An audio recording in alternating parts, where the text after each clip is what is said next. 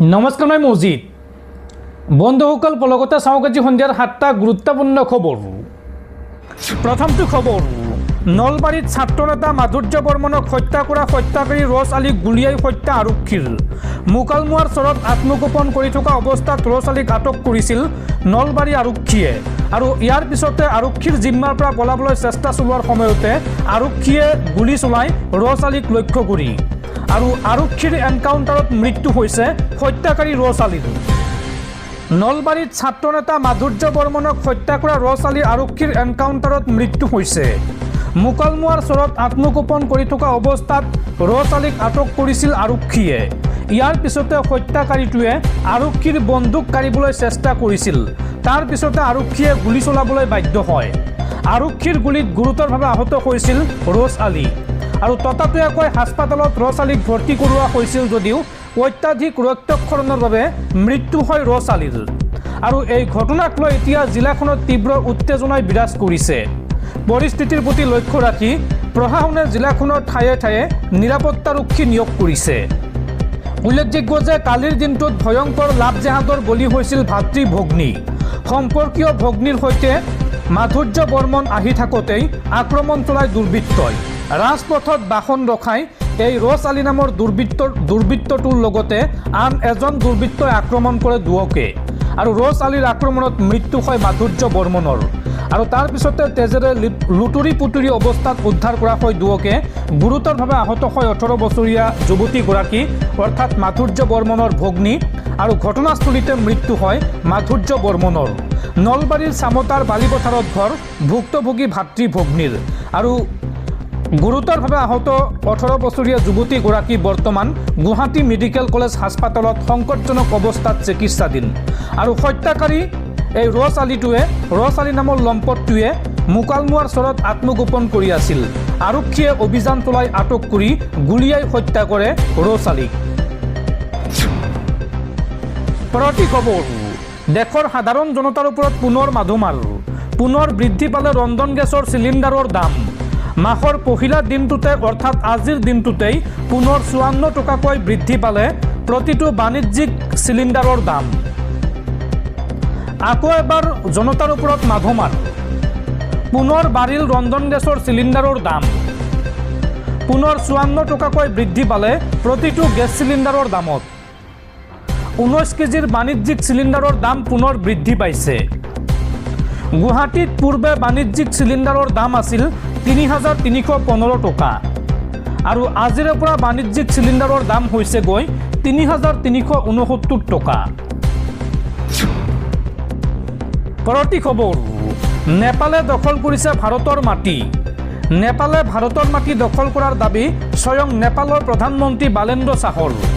সংসদত প্ৰদান কৰা প্ৰথমটো ভাষণত বহুকেইটা স্থানত নেপালে ভাৰতৰ মাটি দখল কৰি থৈছে বুলি মন্তব্য কৰিছে নেপালৰ প্ৰধানমন্ত্ৰী বালেন্দ্ৰ শ্বাহে আৰু বালেন্দ্ৰ শ্বাহৰ এই মন্তব্যৰ পিছতে এতিয়া দেশজুৰি তীব্ৰ চৰ্চা। দৰ্শকসকল আৰু বহুতো গুৰুত্বপূৰ্ণ খবৰ আছে। তাৰ আগতে আপোনাক জনাওঁ যে যদি আপুনি এতিয়ালৈকে এইটো ভিডিঅ'ত লাইক কৰা নাই তেন্তে এতিয়াই ভিডিঅ'টোত লাইক কৰি দিয়ক আৰু এনেকুৱা ধৰণৰ ভিডিঅ'সমূহ নিতৌ চাবলৈ চেনেলটো ছাবস্ক্ৰাইব কৰি কাষত থকা বেল আইকনটো প্ৰেছ কৰি ৰাখক। পৰৱৰ্তী খবৰ, ৰাজ্যত পুনৰ সভ্য সমাজক লজ্জানত কৰা ঘটনা। এইবাৰ সত্ৰনগৰী মাজুলীত নাবালিকাক ধৰ্ষণ 6 লম্পটৰ আৰু ইতিমধ্যে আৰক্ষীয়ে গ্ৰেপ্তাৰ কৰিছে এই 6 লম্পটক। পুনৰ ৰাজ্য জোকাৰি যোৱা জঘন্য ধৰ্ষণ কাণ্ড। সত্ৰনগৰী মাজুলীত এইবাৰ নাবালিকাৰ সৈতে কুকৰ্ম 6 লম্পটৰ। ঘৰত কোনো নথকাৰ সুযোগ লৈ 12 বছৰীয়া নাবালিকাক ধৰ্ষণ। নাবালিকাক ধৰ্ষণ কৰাৰ অভিযোগত 6 পাখণ্ডক গ্ৰেপ্তাৰ গড়মূৰ আৰক্ষীৰ। গ্ৰেপ্তাৰ কৰা হৈছে খগেন দলে, ধৰ্মকান্ত পেগু, যোগেন দলে, নাথুৰাম দলেসহ 2 কিশোৰক। নাবালিকাক ফচুলাই ধৰ্ষণ কৰাৰ লগতে প্ৰাণে মৰাৰ ভাবুকি দিয়াৰো অভিযোগ এই 6 লম্পটৰ বিৰুদ্ধে। বিএনএছ আৰু পক্সো আইনৰ কেইবাটাও ধাৰাত গ্ৰেপ্তাৰ কৰা হৈছে অভিযুক্তক। উল্লেখযোগ্য যে 6 লম্পটৰ কামনাৰ বলি হোৱা এই নাবালিকাগৰাকী বৰ্তমান গৰ্ভৱতী আৰু ঘটনা সন্দৰ্ভত আৰক্ষী আৰম্ভ কৰিছে তদন্ত। পৰৱৰ্তী খবৰ, IPL 2026 চেম্পিয়ন হল ৰয়েল চেলেঞ্জাৰ্ছ বেংগালুৰু চমুকৈ RCB, GT অৰ্থাৎ গুজৰাট টাইটান্সক পৰাস্ত কৰি IPLৰ খিতাপ ৰক্ষা কৰিলে RCBয়ে আৰু একেৰাহে দ্বিতীয়বাৰৰ বাবে IPLৰ ট্ৰফি দখল RCBৰ। পৰৱৰ্তী খবৰ, মুছলমানলৈ ডাঙৰ উপহাৰ থালাপতি বিজয় চৰকাৰৰ। এতিয়াৰ পৰা মছজিদৰ ইমাম আৰু জোনাবে লাভ কৰিব 50,000 টকাৰ ৰাজ সাহায্য। মুছলমানক লৈ এই বৃহৎ ঘোষণা তামিলনাডুৰ মুখ্যমন্ত্ৰী থালাপতি বিজয়ৰ। মুছলমানলৈ ডাঙৰ উপহাৰ থালাপতি বিজয় চৰকাৰৰ। মছজিদৰ ইমাম আৰু জোনাবে লাভ কৰিব 50,000 টকাৰ ৰাজ সাহায্য। মছজিদৰ কৰ্মচাৰী আলিম উলমাক সামৰি ল'ব এই আঁচনিয়ে। নতুন বাহন ক্ৰয় কৰিবলৈ এই ৰাজ সাহায্য দিব তামিলনাডু চৰকাৰে। 18 পৰা 60 বছৰ বয়সৰ লোকে কৰিব পাৰিব এই আঁচনিত আবেদন আৰু 30 জুনলৈকে গ্ৰহণ কৰা হ'ব এই আঁচনিৰ বাবে আবেদন। এই আঁচনিক এতিয়া আদৰণি জনাইছে তামিলনাডুৰ মুছলমানে। তামিলনাডুৰ মুছলমানক লৈ এই বৃহৎ সিদ্ধান্ত গ্ৰহণ কৰিছে থালাপতি বিজয় চৰকাৰে। পৰৱৰ্তী খবৰ, ৰাজ্যত পুনৰ গৰজিল অসম আৰক্ষীৰ বন্দুক। এইবাৰ 6 গাঁৱত ধৰ্ষণকাৰীক এনকাউণ্টাৰ আৰক্ষীৰ।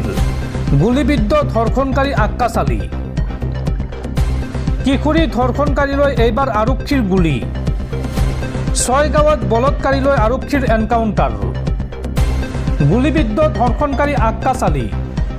এগৰাকী 10 বছৰীয়া কিশোৰীক ধৰ্ষণ কৰিছিল আক্কাচালিয়ে আৰু তদন্তৰ সময়ত পলায়নৰ চেষ্টা কৰিছিল আক্কাচালিয়ে।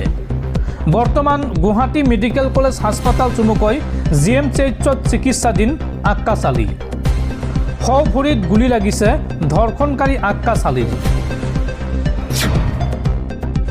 পৰৱৰ্তী খবৰ, মধ্যপ্ৰাচ্যৰ যুদ্ধক লৈ ডাঙৰ খবৰ। আমেৰিকাক হৰুৱাবলৈ এইবাৰ ইৰাণক অস্ত্ৰ দিছে চীনে। চীনৰ মিছাইলেৰে ইৰাণে ধ্বংস কৰিলে আমেৰিকাৰ সেনাৰ বিমান। এই সন্দৰ্ভত প্ৰতিবেদনত পোহৰলৈ আহিছে বিস্ফোৰক তথ্য। আমেৰিকাক হৰুৱাবলৈ ইৰাণক অস্ত্ৰ দিছে চীনে। চীনৰ মিছাইলেৰে ইৰাণে ধ্বংস কৰিলে আমেৰিকাৰ সেনাৰ বিমান। প্ৰতিবেদনত এই সন্দৰ্ভত পোহৰলৈ আহিছে বিস্ফোৰক তথ্য। চীনৰ মিছাইলেৰে ইৰাণে উৰুৱাই দিছিল আমেৰিকাৰ F-15 বিমান। যোৱা মাহত দক্ষিণ পশ্চিম ইৰাণত দুৰ্ঘটনাগ্ৰস্ত হৈছিল আমেৰিকাৰ F-15 বিমান।